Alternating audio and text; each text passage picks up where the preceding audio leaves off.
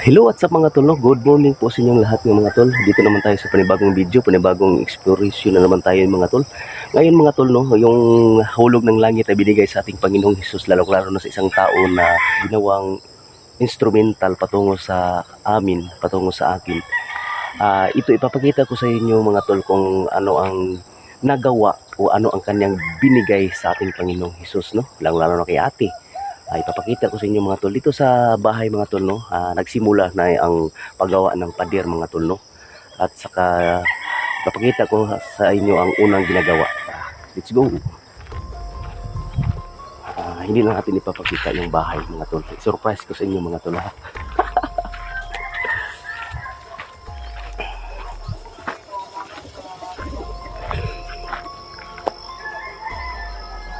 Ayan mga tol, no. Ito yung pader mga tol, no.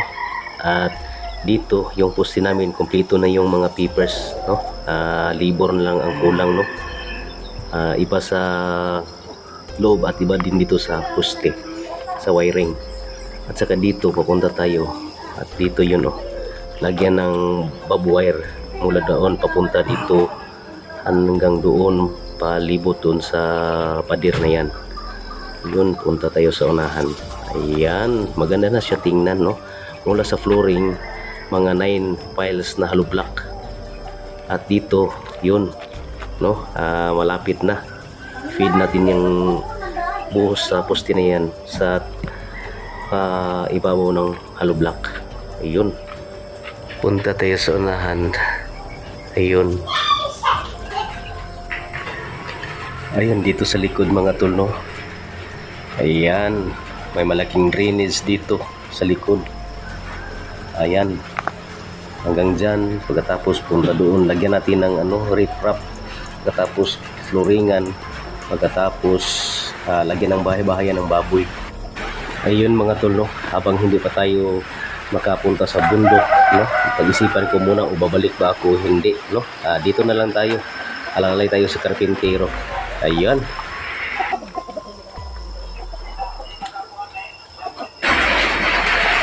Yan ang exit namin sa aming bahay mga tol, no. Yan, lagyan pa natin ng flooring doon sa harap. Ayan.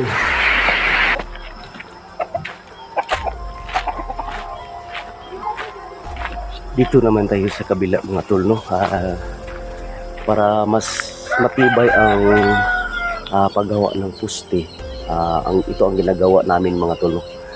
Ipapakita ko sa inyo mga tol kung paano. Dahil mayroong mga nagagawa ng mga poste na direct ba, na walang bakal. Tinatawag na sa atin na pinatayo na walang bakal pag may lindol, matumba. Ito mga tol, pulido, no, pulido at saka yung matibay. Ang unang ginagawa natin, ito, lagay tayo ng stirrup doon, no. Pagkatapos ilagyan natin ng bato. Ito, halimbawa ito, lagyan natin ng bato. Ang lalim nitong kanyang buhang ay kanyang hukay mga tol, mga 80 cm. Ito mga tol, ilagay natin yung bato. At ilagay natin yung bato dyan at saka dito, no.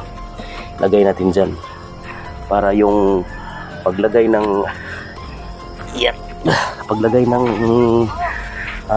poste, mamaya lagyan ng poste mamaya, at doon natin ilagay sa gilid ng muhon, papunta doon sa dulo, no, para yung muhon ilabas natin yan para kung magawa sila ng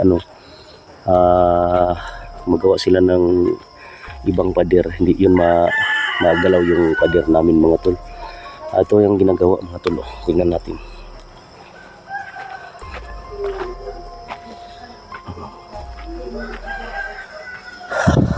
Lagyan pa ng mating, no, tatawag sa atin ng mating. Sobrang lalim yan, 80 cm yun. Yun. At doon yung muhon, nakita nyo yung muhon tol. Yan, doon tayo sa kilid maglagay ng state papunta doon sa dulo mga tol. Yun, papunta sa dulo. At saka dito sabi ni ate na step by step ang gagawin natin. Itong drainage na to, lagyan natin to ng riprap katapos flooring sa baba at saka flooring sa ibabaw. At dito tayo maglagay ng kunting fish pan para kung wala tayong ulam, pwede tayong magkuha doon. At pag matapos to, maganda to tingnan, no? Ayan. Dito tayo maglagay ng bahay-bahayan ng baboy, no? Sa ngayon medyo masukal dahil hindi malinisan natin doon dahil tirik ba yung drainage na tirik at saka may tubig na yung dumi ng baboy doon sa ibabaw. May baboy doon na nagbuhay din sila ng baboy. Pag matapos na to mga tol, maganda na tingnan mga tol, no? Yan lang ang unang ipapakita ko sa inyo mga tol. At sa bahay mga tol, ipapakita ko sa inyo pag matapos na itong kural na ito mga tol, no? Proud to my ate na binigyan tayo niya ng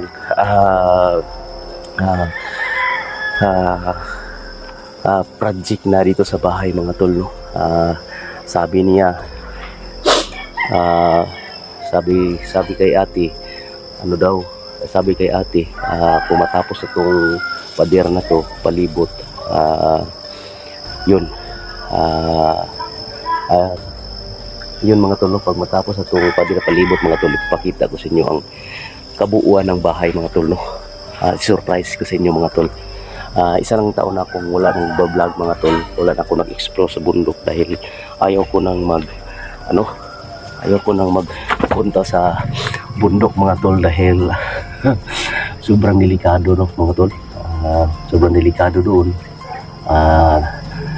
Nag-usap kami na ate na ayaw ko na magpunta sa bundok dahil sa bundok mga tol, hindi natin inaasahan na kung magpunta tayo doon, magtulong-tulong tayo sa mga bandido na dapat tulungan.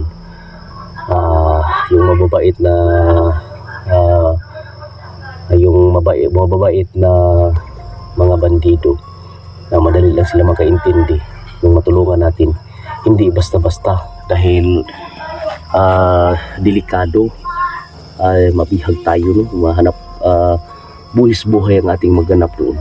Ayun na nga, nakapag-desisyon din ako na ayaw ko na magpunta sa bundok. Ito na lang sa bahay. Pag oras time na magtatrabaho, alalay ako sa karpintero, no? Alalay ako sa karpintero. At dito sa labas mga tol, dito mga tol, actually malaking mga bato doon, yun, galing dyan, yun.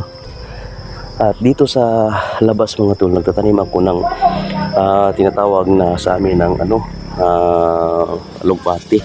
Yun, pinakatay ko doon sa puno ng kahoy. At so yun, dyan kami magkuha ng ulam pag maubusan kami ng ulam. Ayun lang mga tol, no? Ito lang po ang aking unang ipapakita sa inyo. Abangan nyo mga tol ang susunod na kabanata.